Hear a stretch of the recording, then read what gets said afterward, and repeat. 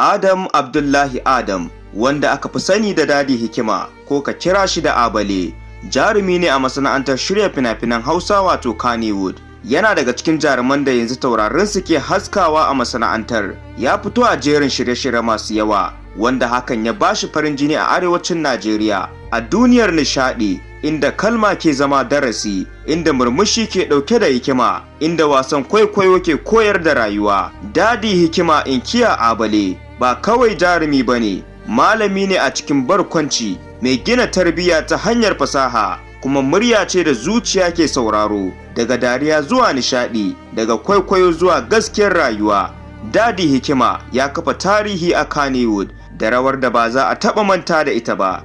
Jarumi mai sauƙin kai, mai girmama al'ada, mai ɗaukar nauyin tarbiyyar al'umma, kuma abun koyi ga matasa.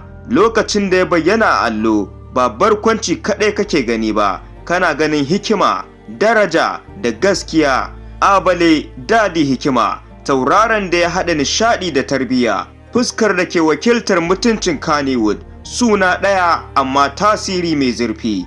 Dadi Hikima an haife shi ne a ranar 18 ga watan Janairu na shekarar 1991 miladiya a jihar Kano ta Najeriya, wanda a yanzu daf yake ya naɗa shekaru 35 a duniya. Ya fara karatu duk a jihar Kano, inda ya yi firamarinsa a Sheka, sannan ya halarci makarantar sakandare ta Dawakin Tofa College da ke jihar Kano. Daga nan ne ya tafi makarantar gaba da sakandare, inda ya karanci harkar kiwon lafiya, wanda a yanzu shi ɗan likita ne. Fuskar Dadi Hikima ta fara sanuwa ne a harkar fina-finan Hausa a shekarar ta 2020, inda ya shahara bayan ya fito a wani shiri mai dogon zango da ake kira da A Duniya, wanda Tijjani Assassin ya shirya. Ga wasu daga cikin fitattun fina-finansa: A Duniya, Sanda, Haram, Uku sau uku, Labari na, Asin da Asin, Farin Wata, 'Yan Zamani, Na Ladidi, Makaryata da dai sauransu. Ya yi aure ne a ranar 27 ga watan Janairun shekarar 2023